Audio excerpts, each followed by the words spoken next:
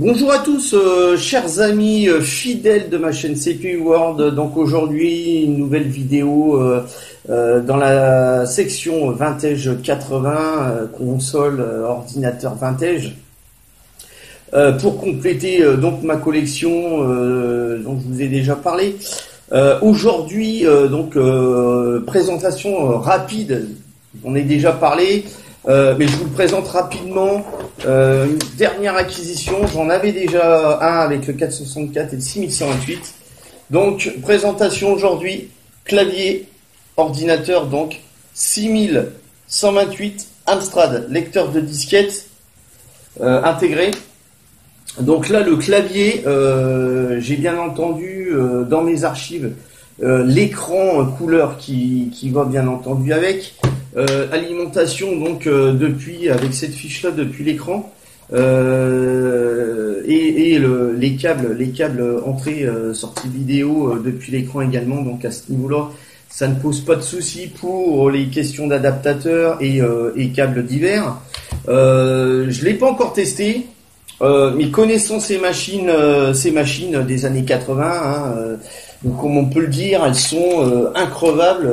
Je pense, je l'ai pas encore testé, mais je pense il y a de fortes chances qu'il est bien entendu fonctionnel. À ce niveau-là, je leur fais totalement confiance. C'est des machines très costauds et relativement solides.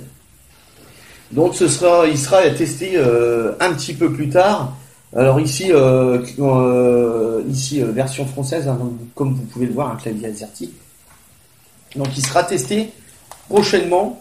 Il vient bien entendu, comme je vous dis, compléter donc ma collection Vintage 80.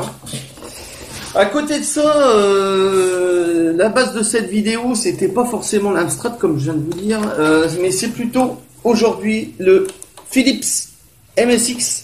Donc une version MSX, la VG 8010, 48 kg de RAM, 32 kg de ROM. Donc là il manque quand même quelques composants comme vous pouvez le voir.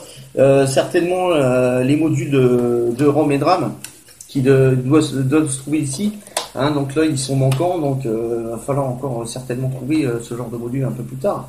Mais bon, j'ai déjà la base de la machine.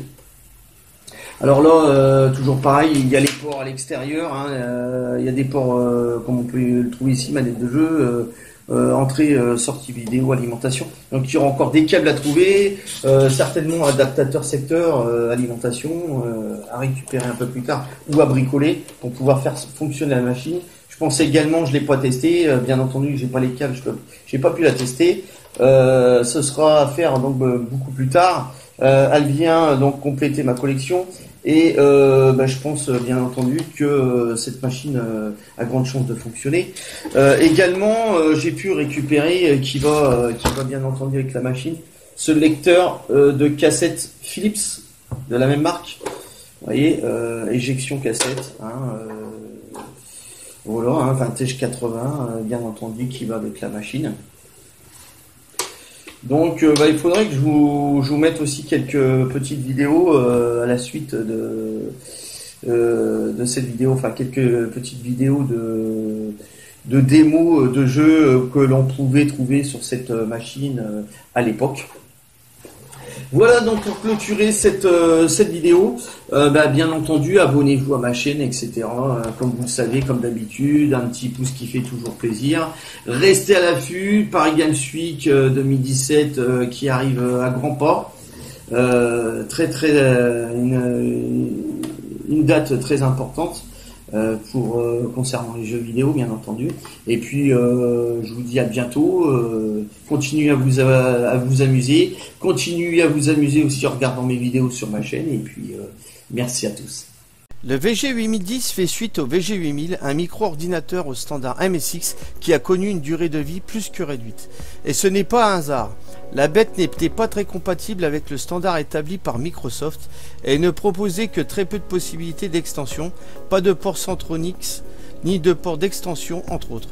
De plus, son prix assez élevé fera qu'elle ne connaîtra qu'un maigre succès. La machine sera très vite remplacée par le VG8020, beaucoup plus sympathique. Entre-temps, Il faut tout de même noter que le VG8000 sera remplacé par le VG8010 qui ne propose que très peu d'améliorations, avec notamment une mémoire vive étendue à 32 kilo-octets.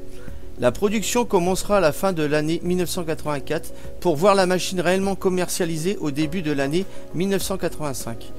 La machine sera vendue dans quelques pays, dont la France, où on le trouve le plus facilement. Ce n'est pas un hasard puisque tant les modèles 8000 que 8010 furent fabriqués en France à la main par la Radiotechnique. A noter que comme pour beaucoup de machines Philips, le VG8010 est aussi sorti sous la marque Radiola. Le clavier est de type gomme, avec des touches en plastique dur, ce qui exprime bien l'aspect bas de gamme de ce micro. Les versions françaises disposent d'un boîtier noir alors que les versions européennes disposent d'un boîtier argenté. Cela ne semble pas avoir de signification particulière. Il faut savoir que Philips travaillait en collaboration avec Thomson afin d'élaborer un nouveau type d'ordinateur qui serait original et ne reprendrait pas de technologie ailleurs. Le projet ayant capoté, la firme se rabatta sur le standard le plus répandu de l'époque, le MSX. Ceci explique en partie la piètre qualité de ces MSX qui gagneront leur lettre de noblesse peu à peu au fil des gammes. Philips VG8010 côté technique. Microprocesseur Zilog Z80A. Mémoire vive 32 kilo-octets. Mémoire morte 32 kilo-octets comprenant le MSX Basics 1.0. Vidéo, texte 64 par 48 en 16 couleurs, graphique 256 par 196 en 16 couleurs. Son, General Instruments AY3 8910, 3 voix sur 6 octaves. Prix d'origine 2990 francs.